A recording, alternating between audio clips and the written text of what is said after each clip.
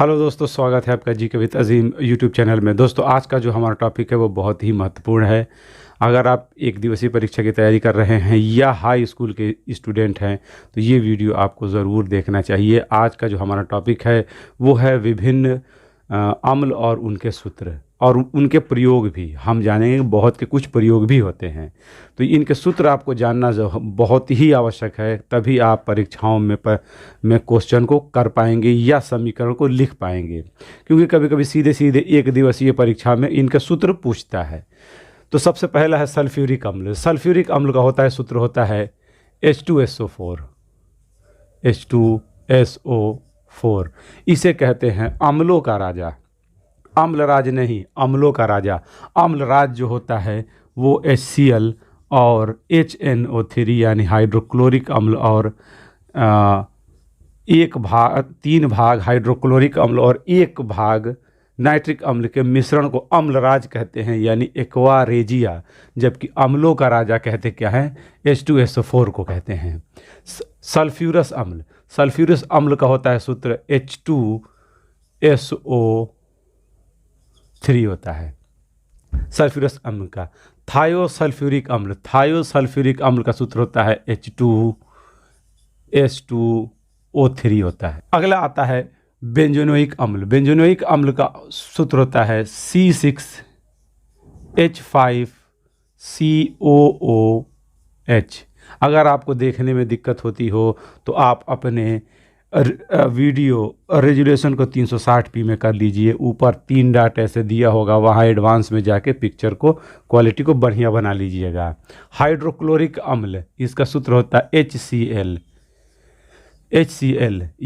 ये हम लोग के HCl जो है हम लोग के आंत में मिलता है, पेट में। हमारे पेट में हाइड्रोक्लोरिक एसिड बनता है जिससे हमारा खाना पचता है। और बेंजोनोइक अम्ल सूखी पत्तियों में ये मिलता है। हाइड्रोसाइनिक अम्ल जहर है, ये HCN होता है। नाइट्रिक अम्ल। नाइट्रिक अम्ल इसको हम लोग कहते हैं शोरे का अम्ल। सल्फ्यूरिक अम्ल को हम लोग कहते हैं गंधक का अम्ल। हाइड्रोक्लोरिक अम्ल को हम लोग कहते हैं नमक का अम्ल, जबकि नाइट्रिक अम्ल को हम लोग कहते हैं शोरे का अम्ल। इसका होता है सूत्र HNO3। नाइट्रस अम्ल, इसको वर्षा का अम्ल भी कहते हैं क्योंकि ये वर्षा के पानी में बहुत ज़्यादा होता है, HNO2। कार्बोनिक अम्ल। कार्बोनिक अम्ल जितने हम लोग पेप्सी या सॉफ्ट ड्रिंक पीते हैं उनमें ये पड़ा होता है। कौन सा पड़ा होता है? कार्बोनिक अम्ल। इसका सूत्र होता है H2CO3। अगला आता है फास्फोरिक अम्ल। फास्फोरिक अम्ल का सूत्र होता है H2H3PO4 है। अगला आता है फार्मिक अम्ल। फार्मिक अम्ल चींटियों में मिलता है, इसको हम लोग मेथेनोइक एसिड भी कहते हैं और इसका सूत्र होता है HCOOH। इसको मेथेनोइक अम्ल। एसिटिक अम्ल, इसको हम लोग या आम भाषा में कहते हैं सिरका। सिरका भी कहते हैं विनेगर। इसका सूत्र होता है CH3COOH। डबल ओ इसको नहीं कहेंगे, COO, ऑक्सीजन 2 बार है यहाँ। इसको हम लोग एथेनोइक एसिड भी कहते हैं। बोरिक अम्ल। बोरिक अम्ल का होता है B3BO3। इसका इस्तेमाल हम लोग करते हैं कैरम खेलने में। कैरम बोर्ड जो हम लोग खेलते हैं वहाँ पे इसका इस्तेमाल होता है।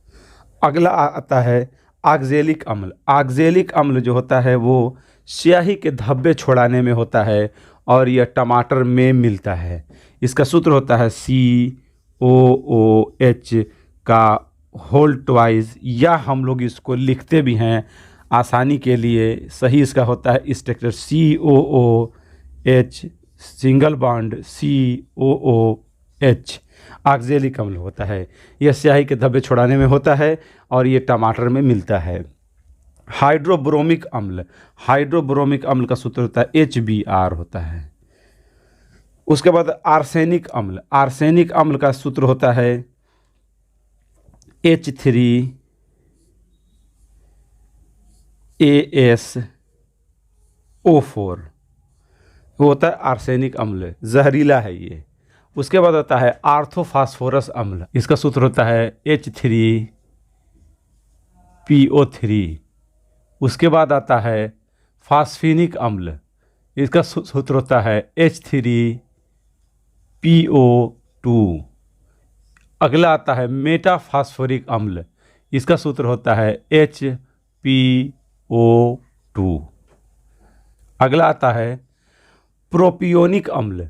देखिए ये फ़र्क है इनमें, इनको आप जानिएगा। अगला आता है प्रोपियोनिक अम्ल। प्रोपियोनिक अम्ल आता है CH3CH2COOH। ठीक। अगला आता है ब्यूटारिक अम्ल, ये मक्खन में मिलता है ये अम्ल। इसका सूत्र होता है CH3CH2COOH।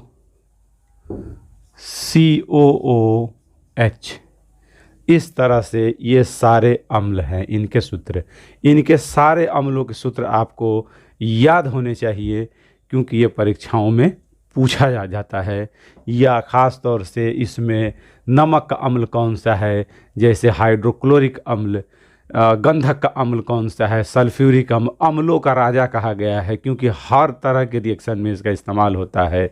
एक्वा रेजिया क्या होता है, हाइड्रोक्लोरिक और HNO3 यानी नाइट्रिक अम्ल यानी सोरे के अम्ल को और नमक के अम्ल को मिला देंगे 3:1 के अनुपात में, तो बनता जो है वो सॉल्यूशन, उसको हम लोग कहते हैं एक्वा रेजिया या अम्ल राज कहते हैं। जबकि ये अम्लों का राजा है, ठीक है, क्योंकि ये हर जगह अम्ल इस्तेमाल होता है। तो सल्फ्यूरिक और सल्फ्यूरस अम्ल में अंतर को समझिएगा। और थायो सल्फ्यूरिक अम्ल में H2SO3 होता है।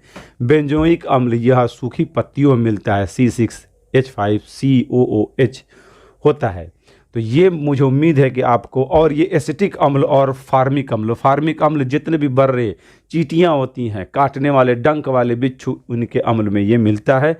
उनके हिसाब से बिच्छुओं में बहुत ज़्यादा कॉन्सेंट्रेट होता है, इसलिए उनके डंक बहुत तेज़ी से चढ़ते हैं, इसको मेथेनोइक अम्ल। जबकि एसिटिक अम्ल अर्थात सिरका को एथेनोइक अम्ल भी कहते हैं। तो ये सूत्र आप, और ऑक्जेलिक अम्ल का होता है सूत्र ये होता है सही फॉर्म इसका। तो ये कुछ है सूत्र हैं जो आपको याद करने चाहिए।